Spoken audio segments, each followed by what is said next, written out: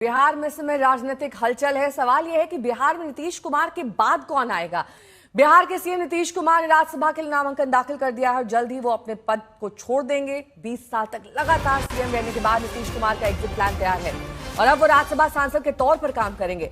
BJP की ओर से अभी पत्ते नहीं खोले गए हैं, लेकिन अब बिहार का सीएम कौन होगा ये बड़ा सवाल है, क्योंकि अभी 3 महीने पहले ही नीतीश सीएम बनाए गए थे। तब बिहार चुनाव में जेडीयू का नारा था कि 25 से 30 फिर से नीतीश, लेकिन अब नीतीश ने बतौर सीएम पारी घोषित कर दी है या करवा दी गई है उनसे, जैसा कि विपक्षी दल दावा कर रहे हैं। तो सवाल यही कि नीतीश की जगह अब कौन आएगा।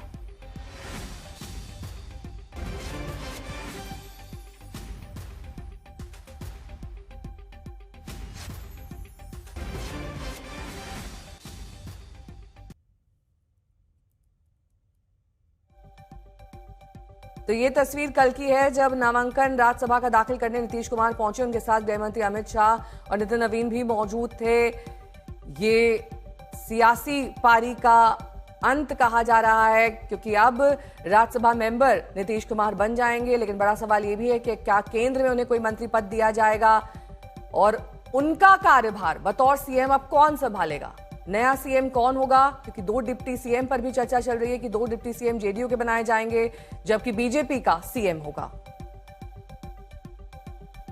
कुछ ना कुछ तो बहुत विचित्र हो रहा है कि अगर एक व्यक्ति जो इतने समय से जिसने नेतृत्व दिया है बिहार को और जो बिहार में इतना सफल रहा है और जिसके कारणवश बिहार में शायद उनकी सरकार एक बार फिर बनी है, तो उस व्यक्ति को वहाँ से यहाँ लाना एक उनका अपना निर्णय है, मिलकर निर्णय किया होगा।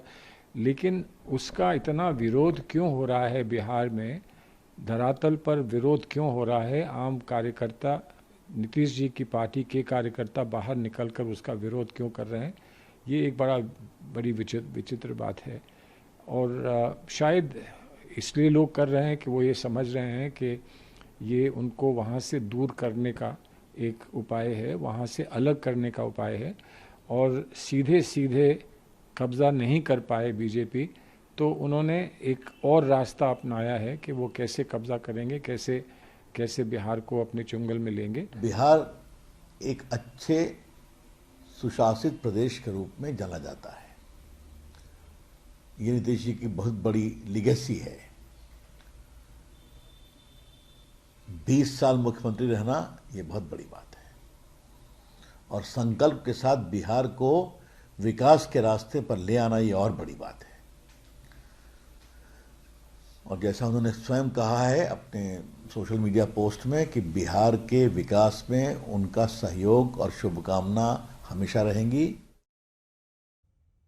तो आखिर अचानक ऐसा क्या हुआ कि होली के दिन नीतीश कुमार ने बतौर पारी घोषित कर दी। सूत्रों के हवाले से जो खबर आ रही है वो हम आपको दिखा देते हैं। सूत्र ये कह रहे हैं कि पार्टी में उनके करीबी नेताओं और परिवार ने नीतीश को राज्यसभा जाने से रोकने की कोशिश की, लेकिन नीतीश की तरफ से सबको एक ही जवाब मिला, मैंने बीजेपी से वादा कर दिया है। अब ये हुआ कैसे, इसको लेकर ये खबर आ रही कि कोई एक दिन का काम ये नहीं है, महीनों से एग्जिट प्लान पर बात चल रही थी। 2 महीने पहले भी बिहार सरकार के 2 वरिष्ठ अधिकारी और जेडीयू के वरिष्ठ नेताओं ने बीजेपी के शीर्ष नेतृत्व से मुलाकात की थी और उसी मुलाकात में नीतीश की सम्मानजनक विदाई का रोड मैप तैयार हो गया था। अब सवाल यह है कि विदाई हुई क्यों, तो इसे लेकर सूत्रों के हवाले से खबर है कि सीएम बनने के बाद नीतीश जब दिल्ली गए, पीएम मोदी से मिले, तब ये सब शुरू हो चुका था। 2022 में भी एक बार ऐसा हुआ था जब बीजेपी नीतीश को हटाने की कोशिश की, लेकिन तब नीतीश बिदक गए, आरजेडी के साथ चले गए। लेकिन इस बार एग्जिट प्लान नीतीश ने स्वीकार कर लिया। शशि भूषण मेरे सहयोगी जुड़ गए हैं तमाम जानकारी के साथ। शशि भूषण, ये जो पर्दे के पीछे की कहानी है तो तमाम कयासों का एक तरीके से मिला जुला असर कह सकते हैं, लेकिन इस बीच बड़ा सवाल यही है कि कौन होगा उत्तराधिकारी, क्योंकि बीजेपी के पास भी जो चेहरे हैं और जो संभावित नाम सामने आ रहे हैं वो शायद इतना बड़ा फैक्टर नहीं है और इतना बड़ा चेहरा नहीं है। अगर उनके जाति के हिसाब से भी देखें, अगर अन्य फैक्टर्स के हिसाब से देखें, तो वो क्या बड़े नाम इतने हैं कि वो सीएम बन जाएं?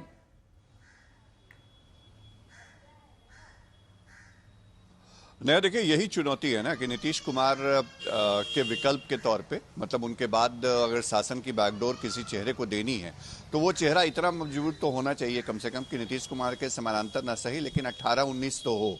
और बीजेपी की थिंक टीम जो है वो इस वक्त शायद यही मंथन कर रही होगी। बीजेपी का शीर्ष नेतृत्व भी यही समझने में लगा हुआ होगा कि आखिर नीतीश कुमार जब नहीं रहेंगे बिहार के मुख्यमंत्री और बीजेपी का पहली दफे बिहार में अपना मुख्यमंत्री होगा तो वो चेहरा कौन हो, उसका सामाजिक जातीय समीकरण कौन सा हो, उसका कद कैसा हो, जो गवर्नेंस को अच्छे तरीके से चला सके। तो इन तमाम चीज़ों पर मंथन तो चल रहा होगा। और ये मंथन ऐसा नहीं है कि कल राज्यसभा के लिए जब नामांकन किया नीतीश कुमार ने उसके बाद शुरू हुआ, इसके पहले ही बीजेपी ने तैयारी शुरू कर दी होगी, क्योंकि ये प्लानिंग भी जो चल रही थी नीतीश कुमार को बिहार से एग्जिट प्लान देने की, राज्यसभा भेजे जाने की, वो भी बहुत लंबे अरसे से चल रही थी। लेकिन हाँ, एक बात जरूर है कि बीजेपी के अंदर इस वक्त तो सेकंड लाइन लीडरशिप की भरमार है। युवा चेहरे से लेकर के वो चेहरे जो मौजूदा सरकार के अंदर डिप्टी सीएम हैं, मंत्री हैं, कोई भी एक दूसरे से कमतर नहीं है। कल बीजेपी के एक एमएलसी से हमारी बात हुई, उन्होंने ये कहा कि मैं भी दावेदार हूं, अगर आप मान लीजिए तो। सोशल मीडिया पे तो लगातार कई नाम चल रहे हैं।